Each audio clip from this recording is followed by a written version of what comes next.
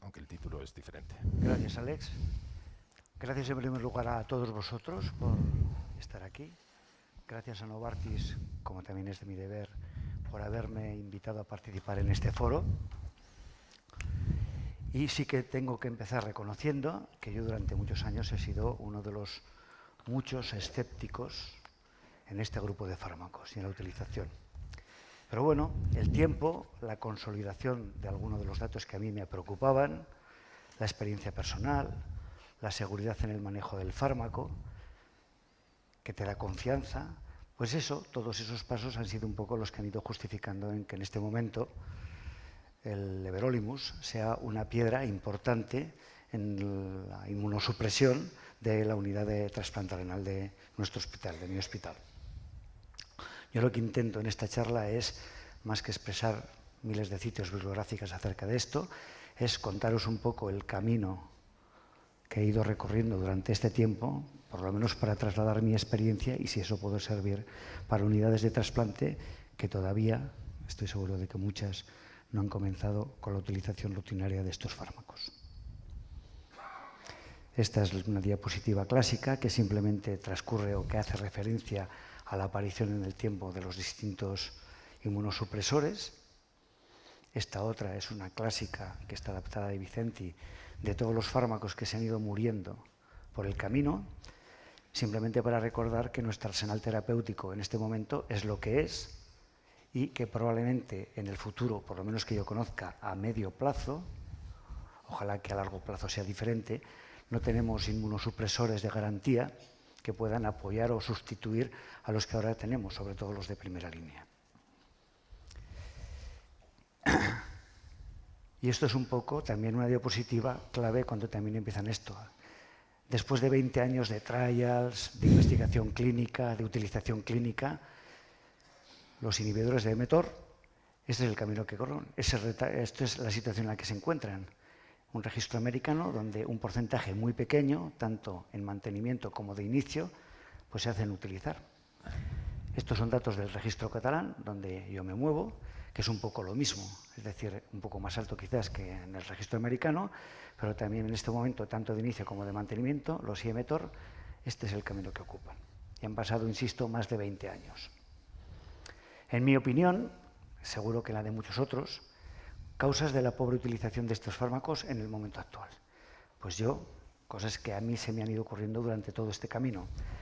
Un inicio, desarrollo del sirolimus, que es el primer mTOR, irregular, dosis de carga inadecuadas, niveles elevados, bueno, pues es durante todo el tiempo de desarrollo de un fármaco, pero yo creo que duró más de la cuenta, probablemente, a mi entender. Combinaciones poco apropiadas, por ejemplo, con micofenolato. Durante mucho tiempo la piedra angular de combinación ha sido el ciclosporina. Yo soy de los que piensa que desde luego el mito se ha ido y que el combinado anticalcinúlico ideal es el tacrolimus, etcétera, etcétera. El Symphony, este lo remarco en negrilla, que ha marcado y sigue marcando todavía en el momento actual una época en la inmunosupresión del trasplante. Datos de algunos trabajos, sobre todo del registro americano, sobre mortalidad y supervivencia en el trasplante renal, pacientes que iban con mTOR o que se convertían. Efectos adversos notables y abandonos frecuentes.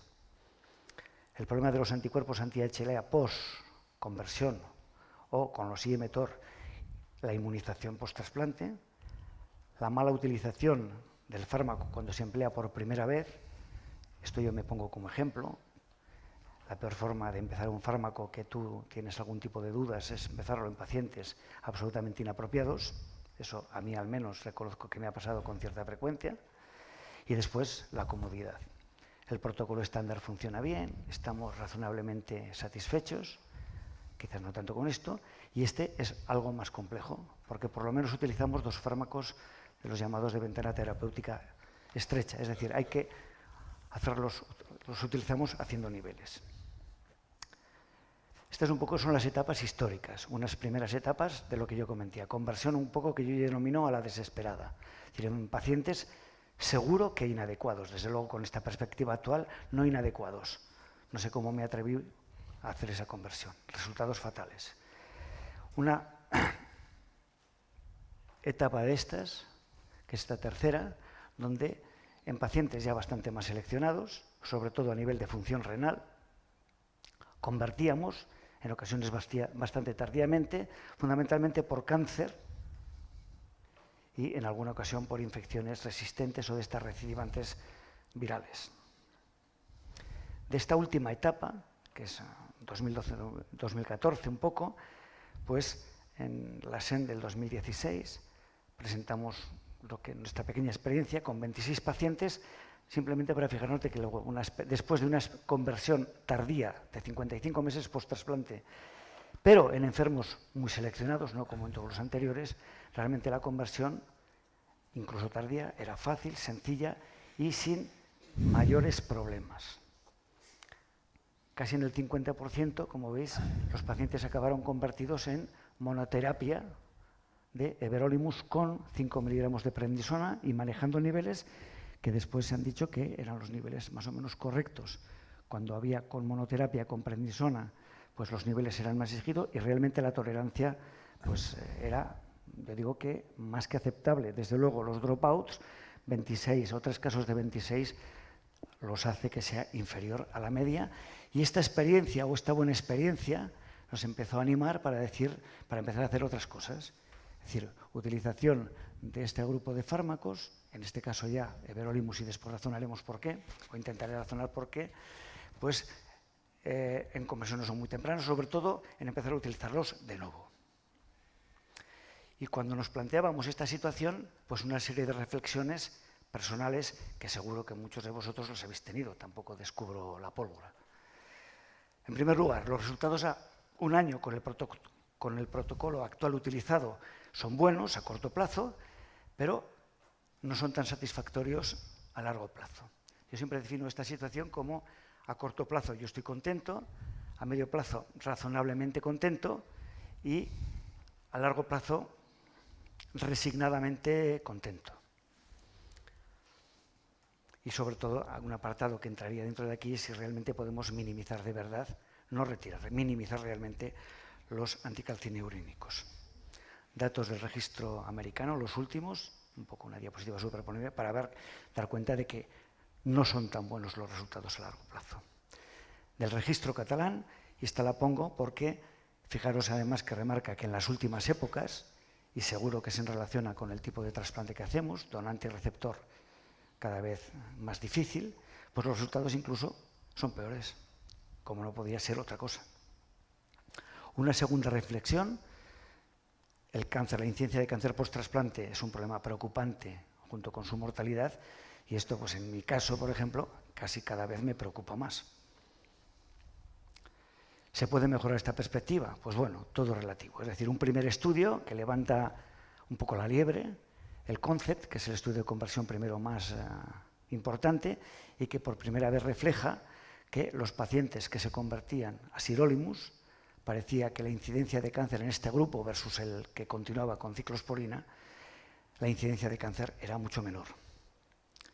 Estas perspectivas tan absolutamente optimistas aparentemente, con estos años se han ido matizando y mucho, de tal forma que estamos de acuerdo, y estos son datos del registro australiano y de Nueva Zelanda, se ve que la incidencia de cáncer es menor en este grupo de pacientes tratados con Imetor, sobre todo a expensas de cáncer de piel y no melanoma. En Australia sabéis que es una patología frecuentísima,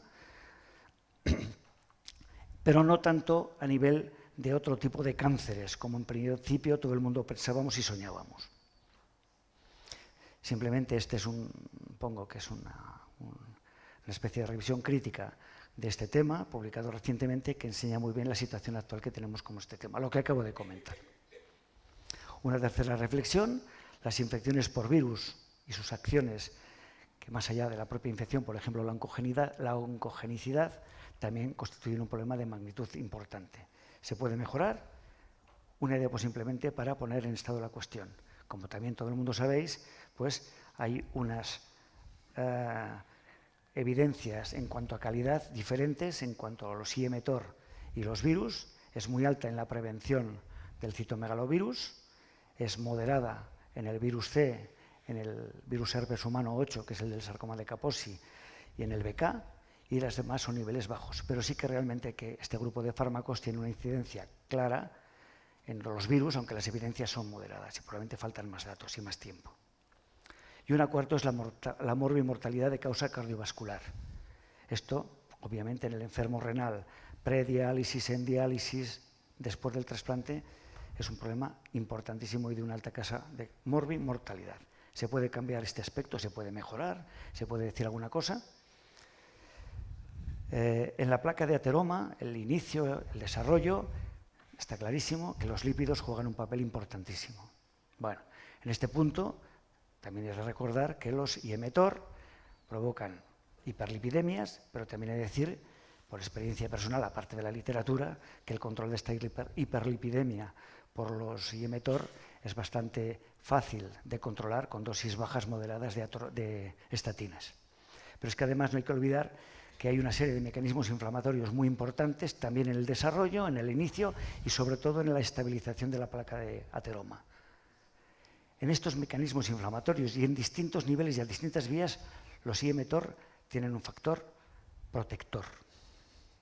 Y todo el mundo también conocéis o conocemos que, aunque no hay una evidencia muy alta, pero sí que parece ser que hay una acción entre la inhibición de la vía mTOR y la regresión de la hipertrofia ventricular izquierda de los pacientes renales trasplantados.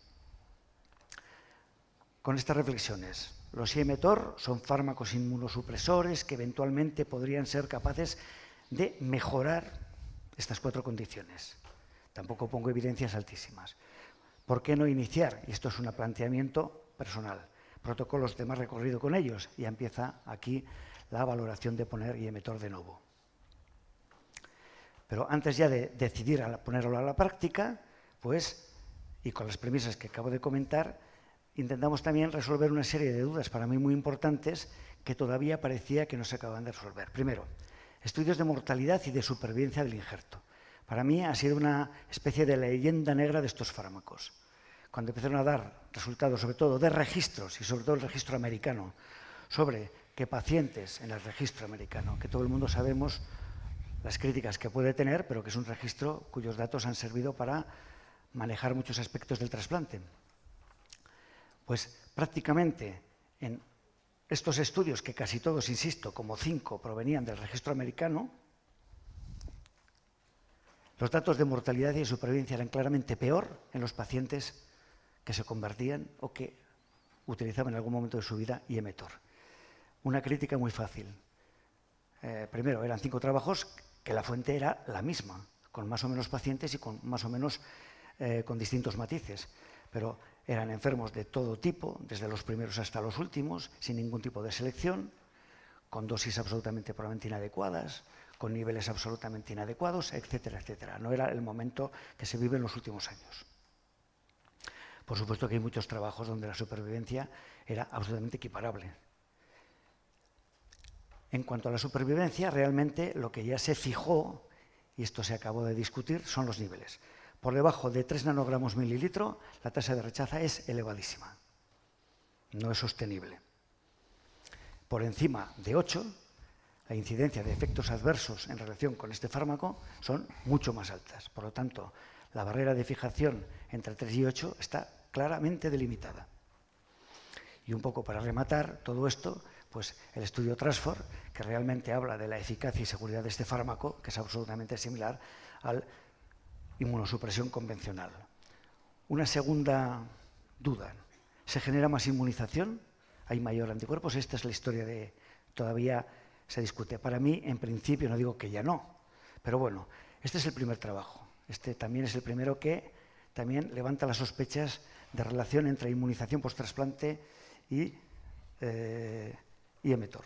Este es un estudio este es un trabajo que se basa en los enfermos que un hospital alemán mete en 2 trials de ensayo clínico mucho más importantes y ven qué es lo que pasa con ellos. Este trabajo ha sido no discutido, ha sido rechazado y prácticamente al día siguiente yo creo que con razón. Desde luego lo olvido, pero es el primero. Y en este respecto también, pues un poco el TRANSFOR, un poco dice, oye, pues no, al cabo de un año, realmente la inmunización post-trasplante con un protocolo o con otro es absolutamente similar. una tercera. Decimos, bueno, estamos hablando ahora, yo hablo de everolimus. ¿Y por qué everolimus quizás si no sirolimus? Pues en algo me tengo que basar. El mecanismo de acción, en principio, es más potente porque actúa a nivel de las dos vías emetor y además con una mayor intensidad en alguna de ellas. Hay algún estudio sobre nefrotoxicidad en que parecería que el everolimus es menos nefrotóxico a nivel podocitario que el sirolimus. Ese es un estudio histórico. También sobre la inmunización, el everolimus parece que es capaz de inhibir con más potencia las células que pueden fabricar o que pueden producir anticuerpos anti-HLA que de tipo 1 que respecto al sirolimus. Y sí que es cierto que desde el punto de vista farmacocinético hay estudios que apoyan o apoyarían al everolimus, pero estudios clínicos no podemos decir que haya ningún estudio clínico consistente que compare ambos grupos de fármacos en relación a efectos adversos y a manejo del fármaco como tal. Pequeños estudios, muy pequeños, con un número pequeño de pacientes, donde parecería que se inclina hacia el everolimus, pero esto no tiene ninguna evidencia. Y después de revisar, desde luego en el momento actual no hay nada que compare ambos fármacos. Yo pensaba que no habría nada más, a ver que en la industria quien intenta hacer uno de estos, pero pues mirando la página de ensayos, sí que hay un ensayo que en principio ha acabado ahora en mayo del 2018, americano, un multicéntrico americano, que compara exactamente los dos fármacos, everolimus frente a sirolimus. Cuando salgan los resultados, podremos decir, a ver realmente si alguno, desde el punto de vista clínico y de manejo, favorece al otro o supera al otro. También se ha hablado del precio.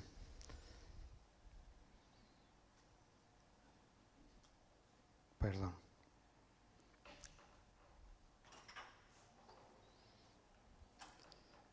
Bueno, pues aquí se ha colado una diapositiva. El coste del miligramo de Certican es superior al del sirolimus, pero con combinaciones de fármacos y tal, no puedo decir que sea ni más barato, un poco más caro, pero puedes hacer combinaciones de fármacos y desde luego yo creo que el coste del producto no es exactamente lo mismo. Y ya para acabar un poco con todo este camino recorrido, pues como siempre llega el estudio Transfor, en el que pone un poco fija un poco la norma en cuanto a dosis de inicio con tacrolimus y en cuanto a eficacia y seguridad de este protocolo inmunosupresor, que es exactamente superponible a la del protocolo convencional. Si hablo de etapas, he comentado las históricas de estos y en la fase en la que estamos ahora, pues hemos hecho conversión muy temprana en pacientes, solo hemos tenido 3, pero tampoco es frecuente tener pacientes en lista de espera con sarcoma de Kaposi previo y que ha sido la causa de la entrada en diálisis. De los 3 pacientes, los resultados son absolutamente magníficos y prácticamente los tres están en monoterapia con sirolimus. Cuando hablo de monoterapia, hablo de prednisona 5 miligramos y everolimus con niveles de alrededor de 6-8. Y después empezamos el programa de Novo, en nuestro programa de trasplante renal de donante vivo, precisamente porque era un grupo de enfermos de un manejo mucho más sencillo a nivel de todos los días. En este momento, pues es un número pequeño y no vengo a poner, porque son números pequeños, de cómo van, simplemente creerme que los resultados de manejo, seguridad, eficacia son absolutamente superponibles a los pacientes que llevamos con micofenolato sódico. Y por un proyecto muy reciente, asociado a un proyecto de investigación que está en marcha, de un discovery de estos, hemos empezado a utilizar de nuevo también, aparte de los de donante de muerte encefálica, que es de rutina, en un grupo especial que son los de asistolia controlada. Es decir, ya le hemos perdido, entre comillas, el miedo a utilizar de nuevo en distintos tipos de pacientes este tipo de fármacos. Este es un poco el protocolo que tenemos, tampoco es lo mismo, es decir, en trasplante renal de donante vivo la inducción la hacemos con Baxilizumab, de rutina. Lógicamente no utilizamos los criterios de exclusión, son los reconocidos por el Transfor o por cualquier protocolo convencional, entre ellos la inmunización del paciente, y podemos utilizar indistintamente un tacrolimus retard o el tacrolimus LCP a las dosis y simplemente unos los iniciamos 4 días antes de fijar la fecha del trasplante, menos el Certican que lo dimos el día 1. La pauta de corticoides es una pauta que consideramos baja, pero no suspendemos ni por protocolo ni por nada. De entrada, los 5 miligramos de corticoides que conseguimos al mes 3. Los niveles son los establecidos y eso sí que lo tenemos muy en cuenta, compensándolos con los niveles de tacrolimus que sí toleran muy bien el everolimus. Intentamos siempre subir niveles de everolimus a costa de bajar incluso más los de tacrolimus. Este sería lo que tenemos en el Maastricht tipo 3, en el que la dosis de everolimus es lo mismo, la empezamos el día 1 y el tacrolimus a unas dosis más bajas, que la empezamos el día +1 o bien, depende de la situación de función retrasada del injerto, como utilizamos de inducción timoglobulina de forma sistemática en este grupo de pacientes, lo diferimos o la podemos diferir hasta el día +4 +5. La prednisona es lo mismo y no retiramos corticoides. En resumen, pues el inicio y desarrollo de la utilización de Iemetor, everolimus, en nuestra unidad se ha ido basando en evidencias médicas que han ido surgiendo más o menos potentes en el transcurso de estos años, todavía hay muchas dudas, solo faltaría, y que me permitirían concluir lo siguiente. La conversión tardía, una obviedad, pero es mi experiencia, no es muy recomendable a no ser en pacientes muy seleccionados y por razones con evidencia científica al menos moderada. Eso de convertir por convertir, me imagino que no hacía, pero no lo hago. La conversión temprana es sencilla y habitualmente no plantea problemas y con AES potencialmente muy manejables. Cuando hablo de temprana, hablo dentro del primer mes. Hay gente que le tiene miedo al periodo posoperatorio y de cicatrización de la herida quirúrgica, que no hay por qué tenérselo, pero bueno, aconsejo dentro del primer mes. La utilización de novo es sencilla y con distintos tipos de donantes en nuestra experiencia, aunque en el Maastricht cortita, pero no plantea ningún problema. Dosis inicial 1,5 cada 12 con tacrolimus, los niveles los ya establecidos, porque por debajo o por arriba aumentan la frecuencia o de rechazo o de efectos adversos. Los dropouts son más frecuentes, aunque cuando yo miro los que yo tengo, eso no lo niego a nivel esto, pero en el caso de mi hospital están por debajo del 20%. Con los niveles expuestos, la tasa de rechazo agudo, la inmunización son superponibles, no suponen de entrada ningún problema y el colofón es el Transfor al año y a los 2 años, que yo al menos estuve en el americano de trasplantes donde se presentaron resultados y desde luego son superponibles a lo del año, la seguridad y la eficacia del everolimus de novo está más que garantizada. Y muchas gracias.